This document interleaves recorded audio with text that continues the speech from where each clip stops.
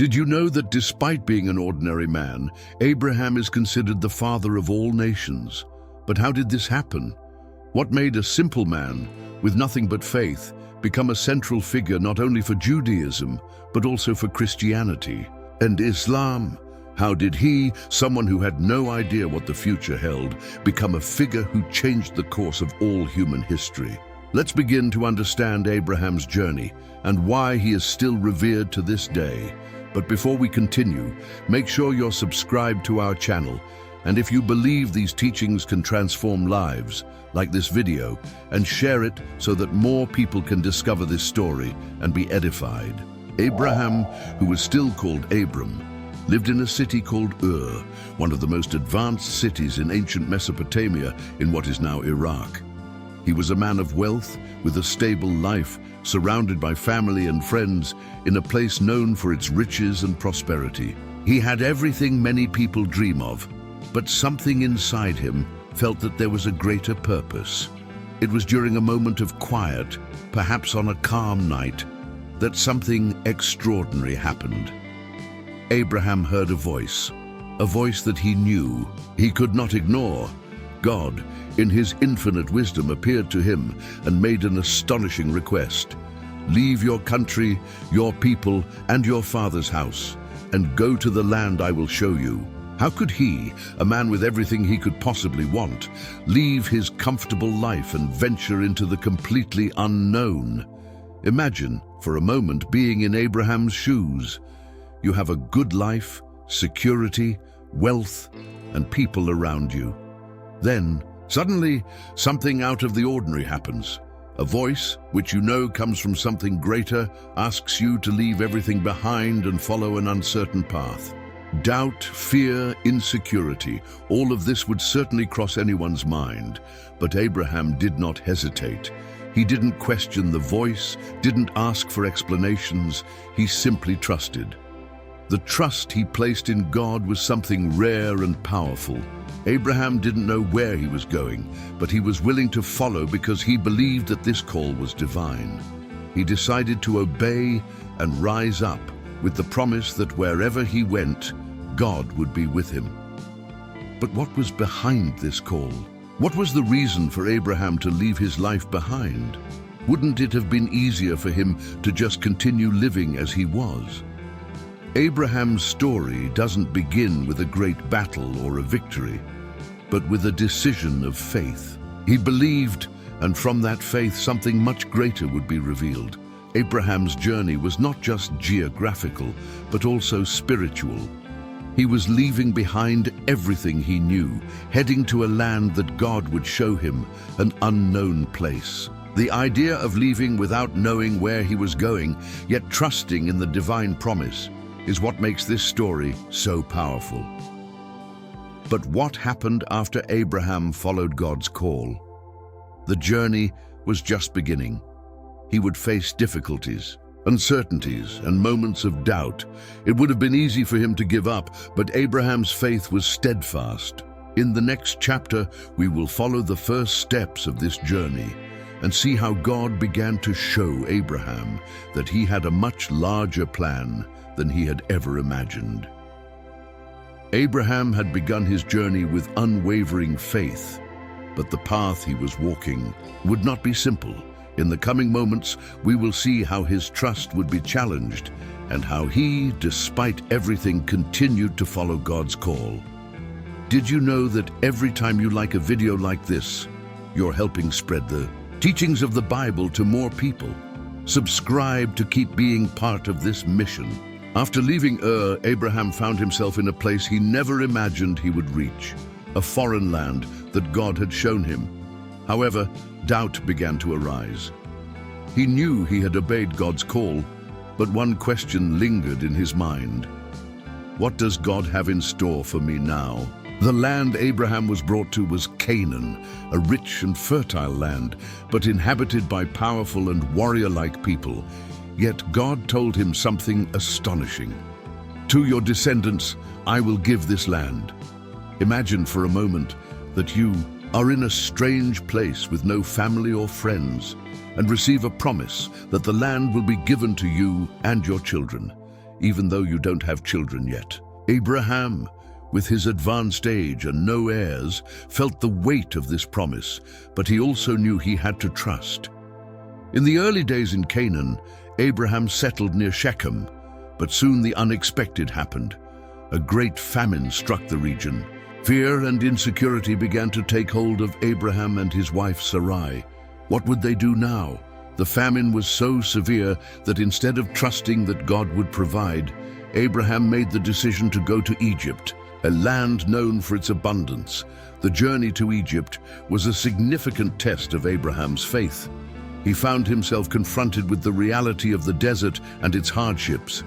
The promise of God seemed distant, almost like a dream that was fading. With each passing day of arid and difficult circumstances. But during his journey, Abraham also faced a difficult moral decision. When they arrived in Egypt, he feared that the Egyptians would kill him to take his wife, Sarai, who was very beautiful. So, in a moment of lack of trust, Abraham asked her to say she was his sister to save his life. What led Abraham to make this decision? He knew he had a divine promise, but in his heart, he feared for his own future. Life was challenging him, and the pressure was great enough that he made this questionable choice. Sarai, obeying her husband, passed herself off as his sister, and as a result, the Pharaoh of Egypt took an interest in her. However, God intervened in his mercy and protected Sarai, causing the Pharaoh to be punished for not knowing she was Abraham's wife. The king then returned Sarai to Abraham, but not without rebuking him for his actions. This experience taught Abraham an important lesson. Trusting in God does not mean avoiding challenges or hiding mistakes. Sometimes it is necessary to learn from difficulties and understand that even in the most complicated situations, God is in control. After this episode, Abraham returned to Canaan, more aware that his faith would be tested in many ways throughout his journey. Back in the promised land, Abraham once again faced the promise God had made to him. He still had no children, and God's words seemed almost impossible to fulfill. He wondered, am I really going to be the father of a great nation if I have no children to inherit my land and wealth? But God, in his infinite grace, confirmed his promise once again, saying that he would be the father of a numerous nation, as numerous as the stars in the sky. And with that, Abraham was challenged to believe again, even without visible evidence that his promise was being fulfilled. And the big question is, what would make Abraham continue forward, even in the face of so many challenges? How could he trust in a promise that still seemed distant? Let's see how, with his faith renewed, he would continue on this path, and how God would begin to reveal, even more clearly, that he was preparing something beyond human imagination. Abraham had faced many obstacles, and the journey was still far from over. But one thing was certain, his faith was being refined. Still in this video, we will see how Abraham's patience would be challenged once more, and how he would learn to trust in God's timing, which always has a perfect plan for our lives. Before we continue, let me say that every like you leave is a sign that this message is important. Subscribe to keep receiving more life-transforming content. Abraham's journey was far from simple. He had already faced difficulties and even the fear of losing his wife to save his own life. But there was still a great obstacle ahead. God's promise that he would be the father of a great nation seemed increasingly distant, especially with time passing and no children. Abraham and Sarai were growing older. Many years had passed since God first spoke to Abraham about the promise of a great offspring. They were now in their later years, and the hope of becoming parents seemed like a distant dream. Abraham, with a heavy heart, looked at his wife and felt the weight of the promise. But the reality was that Sarai could no longer have children due to her advanced age. Doubt took over Abraham's heart. How could it be possible for him to have children with Sarai? It seemed impossible. It was then that Sarai, making a difficult decision, suggested something bold. She proposed that Abraham lie with her servant Hagar, so she could bear a child in her place. It was a common practice at that time for couples who could not have children, but it was not God's perfect plan. Despite his reluctance, Abraham accepted Sarai's proposal. After all, he believed that somehow this would be the way God's promise would be fulfilled. And so Ishmael was born, the son of Abraham and Hagar. However, instead of feeling relieved, Abraham realized that his choice had brought more complication than solution. Sarai, seeing Hagar pregnant, became filled with jealousy and bitterness. The relationship between the two women became difficult and filled with tension. Abraham then found himself facing a dilemma. He had followed a path that seemed easier, but now the suffering and consequences of his choice were clear. God, however, did not leave Abraham alone on his journey.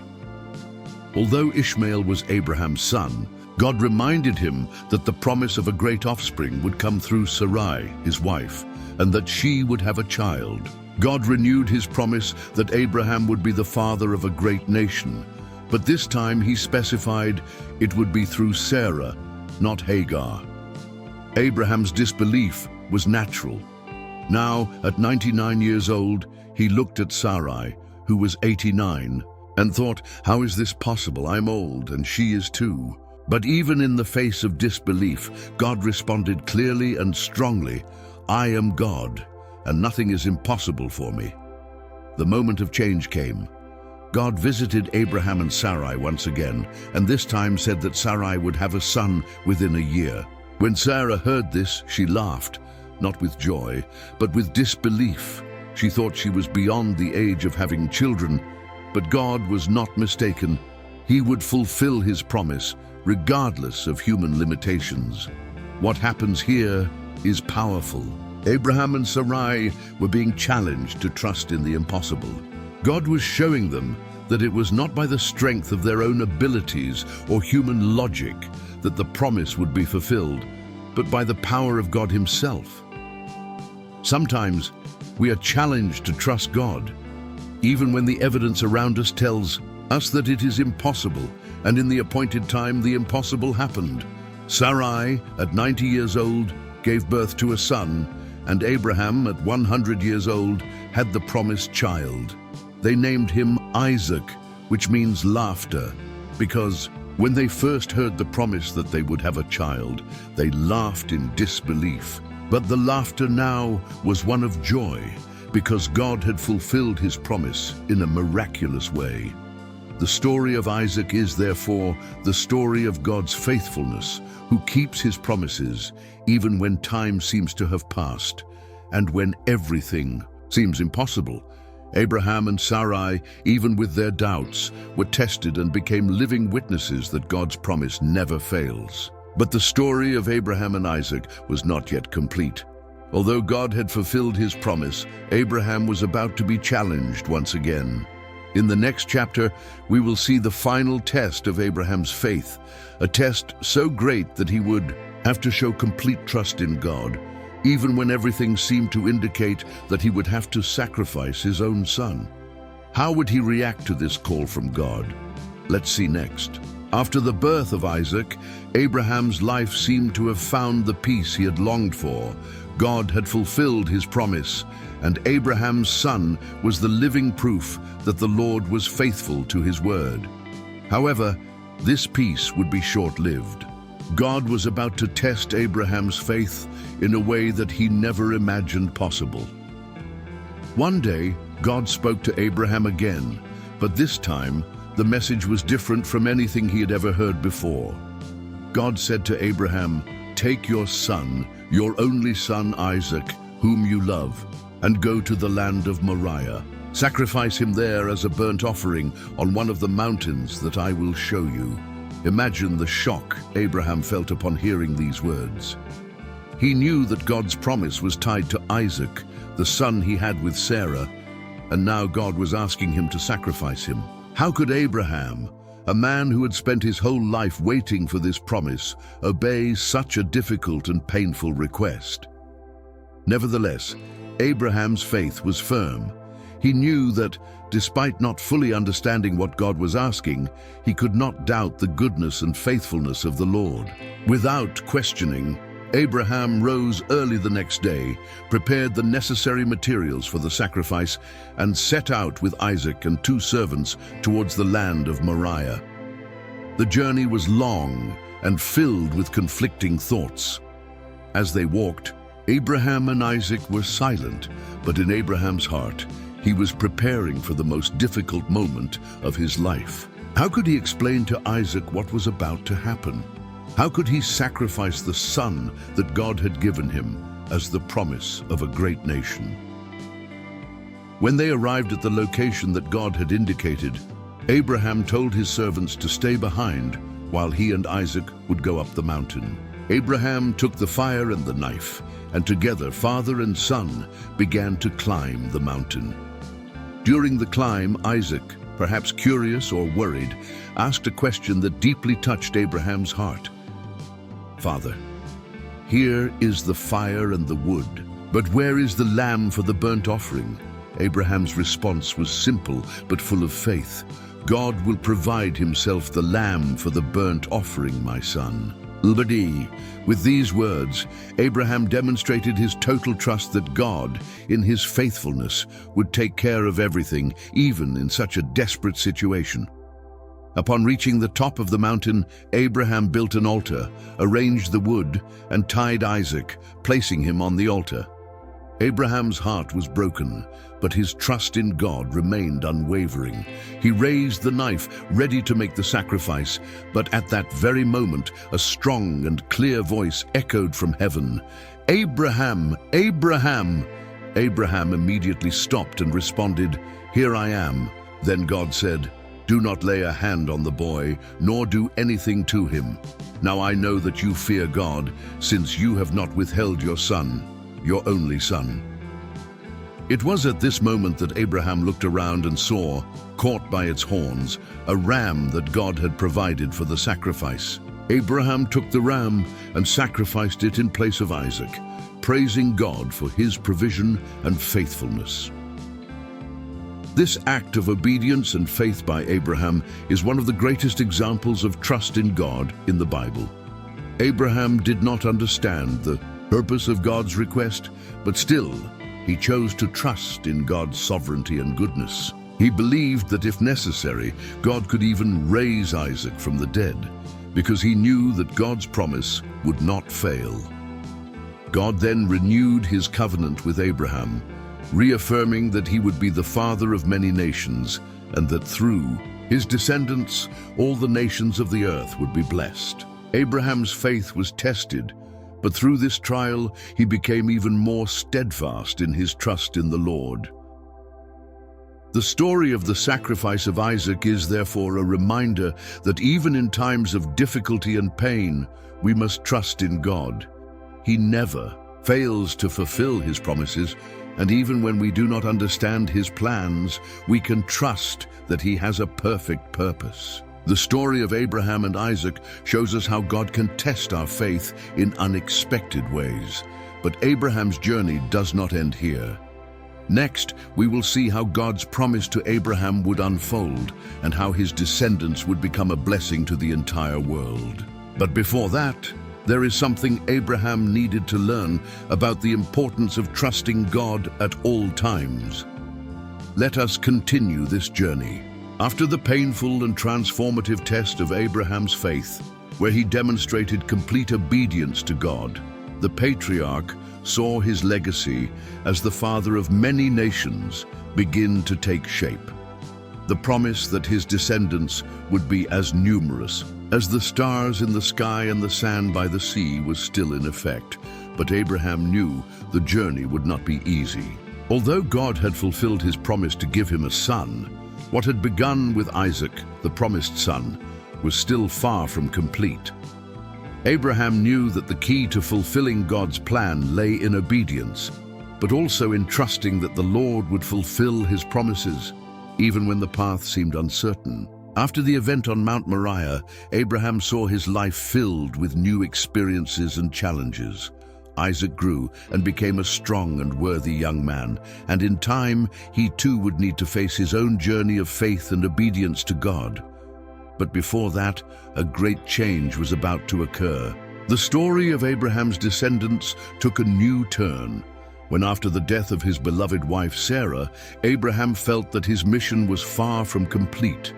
He knew that God had promised that his descendants would be a blessing to all nations, and that Sarah's son, Isaac, would be the heir to the covenant. However, Abraham also knew that he needed to ensure that Isaac married and that God's plan would continue to be fulfilled. It was then that Abraham made an important decision. He sent his most faithful servant, Eliezer, back to his homeland to find a wife for Isaac. Abraham did not want his son to marry a woman from Canaan, but a woman who was part of his own lineage, to ensure that God's promise would be preserved.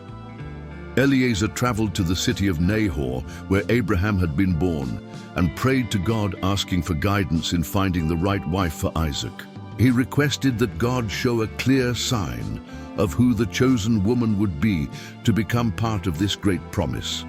And God answered Eliezer's prayer in a supernatural way. When Eliezer arrived at the well, he saw a young woman named Rebekah, who showed a spirit of generosity and hospitality by offering water to him and his camels. Immediately, Eliezer recognized in her the sign from God and asked her to be Isaac's wife. When Rebekah agreed to follow Eliezer and become Isaac's wife, Abraham was deeply grateful, for he saw that God's plan was being fulfilled. The union of Isaac and Rebekah not only brought happiness to Abraham's life, but also further strengthened the promise that he would be the father of many nations. In time, Rebekah became pregnant, and the twins Esau and Jacob were born, continuing the lineage promised by God. Abraham's relationship with Isaac and Rebekah was, in fact, a representation of God's relationship with his people, trust in his promises, and obedience to his will. Although Abraham did not know exactly how everything would unfold, he trusted that God's covenant with him and his descendants would be fulfilled regardless of the obstacles that might arise along the way. Abraham spent his final years with a sense of peace and fulfillment. When the time for his departure came, he died in a good old age, satisfied and content. Genesis 25:8. Before passing, Abraham could see that his family was thriving and his descendants were beginning to expand according to God's promise. His son Isaac, now married to Rebekah, was ready to continue the work started by Abraham. Abraham's life, with its struggles, victories, faith, and obedience, left a deep mark on biblical history. He was a model of how to trust in God, even in the most difficult situations, and how, by doing so, he became the father of many nations, just as God had promised. With Abraham's death and the continuation of his lineage, we see how God's promise expands, but we also face the challenges that his descendants will have to overcome. Abraham's legacy would continue to unfold in the generations that followed, with Isaac's sons facing their own battles and decisions that would define the future of all nations. But what happened to Esau and Jacob? How did God's promises manifest in their lives? Let's explore that next. The story of Abraham does not end with his death. In fact, it is only the beginning of a saga that spans generations, showing how God's promises unfold, facing challenges and unexpected alliances. Now, with Isaac as the new patriarch, the weight of God's promises upon him and his descendants continues to grow. But as we will see, not everything will be easy. And the next chapter in the story is marked by a deep conflict between brothers, Esau and Jacob. Isaac and Rebekah, now married, were blessed by God with the arrival of twins, Esau and Jacob. However, these two brothers had very different temperaments. Esau, the firstborn, was a man of the field, strong and brave, a skilled hunter who had his father Isaac's favor. Jacob, on the other hand, was more introspective, a homebody who spent more time with his mother, Rebekah. From birth, the rivalry between the brothers was evident, with Jacob holding on to Esau's heel as he was born, symbolizing the struggle that would take place between them. As the brothers grew, this rivalry only intensified. Esau, the older one, despised the traditions and blessings that should have been given to the firstborn. He had little regard for his spiritual inheritance and the promises made by God to his grandfather Abraham. Jacob, on the other hand, always had a deep desire to receive the blessing of God that had been promised to Abraham's descendants, and for that he was willing to do anything. The decisive moment came when Isaac, now elderly and with failing vision, felt that his death was near. He desired to bless his firstborn son Esau and pass on the blessing of the firstborn, which meant inheriting the promises made by God to Abraham and Isaac. A father's blessing upon his son, especially that of a patriarch, was something that could not be reversed. It was an irrevocable seal of destiny. However, Rebekah, the mother of the boys, knew that God had a different plan. She remembered the prophecy she had received even before the boys were born, where God had said that the older would serve the younger, reversing the natural order. She firmly believed that Jacob should be the heir to God's promise. It was then that Rebekah devised a bold plan. She instructed Jacob to dress in Esau's clothes, use goat skins to imitate his brother's rough, hairy skin, and deceive their father Isaac into giving him the blessing instead of Esau. Jacob, initially hesitant, was persuaded by his mother to follow the plan. When Isaac, now blind, touched Jacob's hands and heard his voice, he became suspicious, but was persuaded by his rough skin and the scent of Esau. In the end, Isaac blessed Jacob, unaware that he was blessing the younger son. The deception was successful, but as expected, the consequences were not smooth. When Esau returned from hunting and prepared to receive the blessing, he discovered in shock and indignation that Jacob had already taken what was rightfully his. Enraged, Esau swore to kill Jacob, and this moment of betrayal left an indelible mark on the family's history. Rebekah, realizing Esau's anger, sent Jacob to her brother Laban's house in Haran to keep him safe and help him find a wife within the family. Jacob then left alone for a new destination, carrying not only his father's blessing, but also the burden of deceit that he would have to carry for a long time. The story of Esau and Jacob is not just a tale of sibling rivalry, but also a lesson on how human choices can affect the fulfillment of God's plan. Although Jacob obtained the blessing in a questionable manner, God still had great plans for him. The promise that he would be the father of many nations was about to come to fruition. But for that, Jacob needed to undergo his own transformation. But how would Jacob handle the weight of this blessing? He had deceived his father, but he had also been chosen by God for something greater. However, his journey was only just beginning. How would he face the consequences of his choices and the challenges ahead? What happened to Jacob on his journey, and what role did God play in this process of transformation? We will explore that in the next video, where we see how God shaped Jacob's character, transforming him into Israel. Jacob's journey to Haran in search of refuge and a new life would not merely be an escape from the wrath of his brother Esau. It would mark the beginning of a profound transformation in Jacob's life, a transformation that would not only be physical but spiritual. The journey that began with deceit and lies would soon become a story of redemption, a path of struggle and growth, where Jacob would face not only external challenges, but also internal ones, battling the very destiny he had created for himself. He was in search of something greater, something beyond merely fleeing from the consequences of his past actions. The change that began to take shape in his life was far more than he could understand at that moment. When Jacob arrived in Haran, he found his uncle Laban, his mother's brother, who welcomed him into his home. However, despite finding safety, Jacob soon realized that his journey was far from over. He had deceived his father to receive the blessing he believed he deserved, but now he was faced with Laban, a shrewd man who, in many ways, was even more cunning than Jacob. What Jacob didn't know was that Laban had set up a plan to test his patience and wisdom.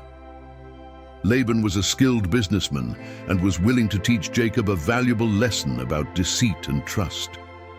Jacob, although a smart man, would soon realize that he was facing an adversary who was his equal. Laban had two daughters, Leah and Rachel. Rachel, the younger one, was beautiful and captivating, while Leah, the older one, had weak eyes, which likely made her less attractive in the eyes of men. When Jacob saw Rachel for the first time, he immediately fell in love with her and made a deal with Laban. He would work for 7 years in exchange for the right to marry Rachel. Laban agreed, and Jacob worked diligently for the 7 years. But at the end of this time, something unexpected happened. This was the first time Jacob would feel the weight of the consequences of his own cunning. He thought he could control everything with his cleverness, but he would soon be confronted with the reality that life does not unfold the way we expect. On the night of the wedding, Laban, with cunning, gave him Leah instead of Rachel. Jacob, unaware of the deceit until the following morning, was furious to discover that he had been tricked. When he confronted Laban, he justified his actions by saying that it was not customary to marry off the younger one before the older, and offered him Rachel as well if he worked another 7 years. Jacob, with no other options, accepted the offer and worked another 7 years for Rachel. These years of work were more than just a simple exchange of time and effort. They were a period during which Jacob began to learn the value of patience, perseverance, and humility. He found himself caught up in the same deceit he had used to deceive his father, now being the victim of Laban's cunning. But Jacob's greatest lesson was just beginning, as the conflict with Laban would not be the only challenge on his journey. Over the years, Jacob had children with Rachel, Leah, and their maidservants, Zilpah and Bilhah. Over time, Jacob became a man of great wealth, but also great internal conflict. He began to realize that the blessing he had received from his father was not merely about material wealth, but something deeper, a divine purpose that was calling him to something far greater than he had imagined when he fled from home. He began to understand that the true blessing was not in the possessions he accumulated, but in God's plan for his life, which was still unfolding in mysterious ways. Jacob now had to accept that his story was not just about his choices and mistakes, but about how God would work through his failures. And it was in this context that Jacob had an encounter that would change his life forever. One night, while resting alone, Jacob had a dream that would not just be a reflection of his desires or psyche. He saw a ladder that reached from heaven to earth, with angels ascending and descending on it. And at the top of the ladder was God himself, who made a promise to Jacob, reminding him of the promises made to Abraham and Isaac. God reaffirmed that he would be with Jacob, that he would have a great offspring, and that his family would be a blessing to the nations. This dream was not only a confirmation of the promises, but also an opportunity for Jacob to see God's plan for his life in a much clearer way. He understood that despite all the mistakes he had made, God still had a purpose for him. When he woke up, Jacob set up a stone as a memorial and made a vow to God, committing to follow the Lord and serve him faithfully. The vision of the ladder was more than just a dream. It was the key to opening Jacob's eyes to the divine purpose in his life, which would be crucial to his transformation. However, Jacob's journey was far from over. The man who had once deceived his father and brother now found himself facing a great personal challenge. He needed to face Esau, his brother, from whom he had fled years earlier. How would the meeting between the two brothers unfold, who now had their own wealth and responsibilities, but also a history of hurt and betrayal? Jacob knew he needed to confront this part of his life to finally be completely transformed. The reunion with Esau would not only be a physical event, but an opportunity for Jacob to reconcile with himself and with God. The confrontation with his past, his choices, and the mistakes he had made would lead him to a new level of understanding and transformation. Jacob had found a new purpose, but still needed to confront his past. The meeting with Esau was at his doorstep, and the tension was palpable. How would Jacob handle this situation? Was it possible to repair the damage done to his brother and restore their relationship? The answer to these questions would culminate in Jacob's journey and his transformation from deceiver to Israel. Let's see what happened in the great reunion of the brothers and how this fulfilled God's promises. Jacob's reunion with Esau was not just about resolving family issues, but also about fulfilling a divine purpose that would transcend the story of a mere sibling rivalry. The tension was palpable when Jacob learned that Esau was approaching with 400 men. Fearing the worst, Jacob imagined that Esau was coming for revenge. Yet deep in his heart, Jacob knew that the time for redemption had finally arrived, and it was time to confront his past once and for all.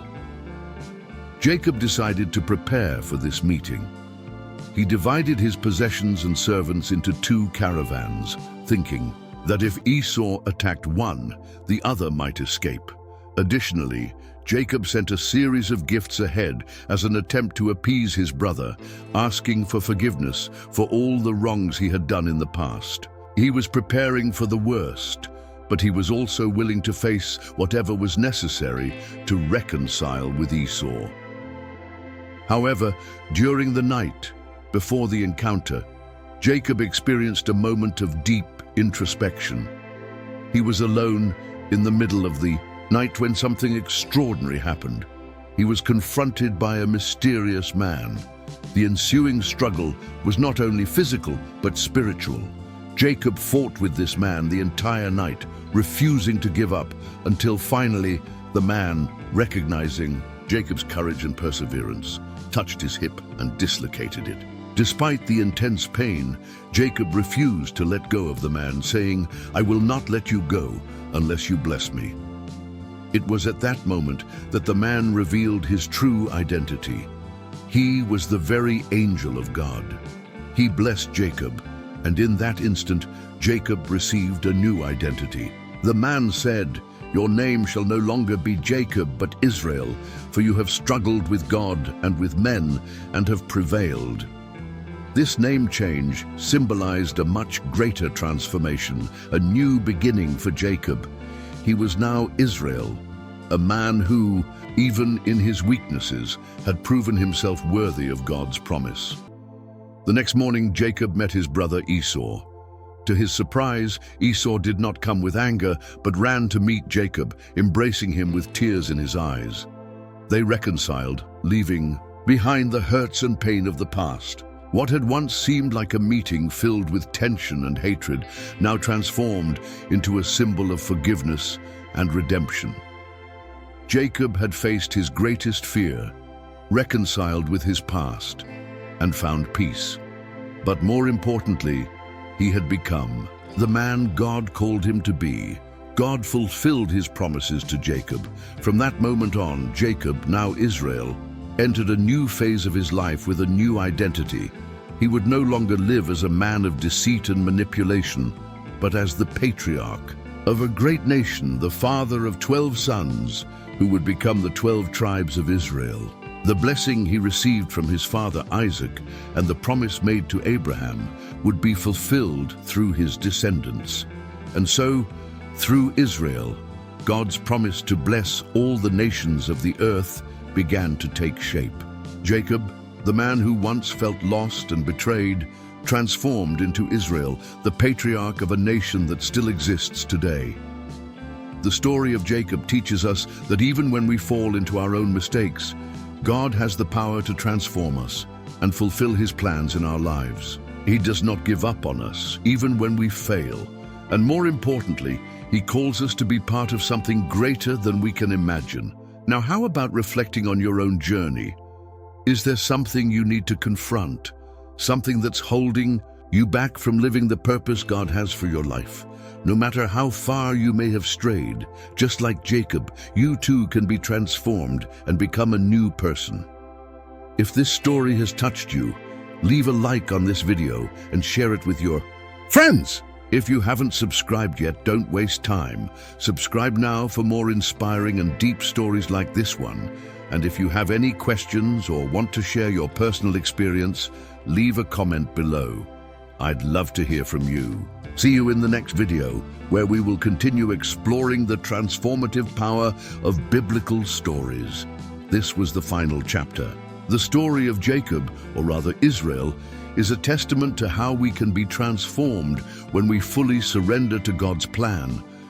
Jacob's journey from deceit to redemption reflects God's love for us and the power of his promise of transformation. May this story inspire you to seek a new identity in God, just as Jacob did.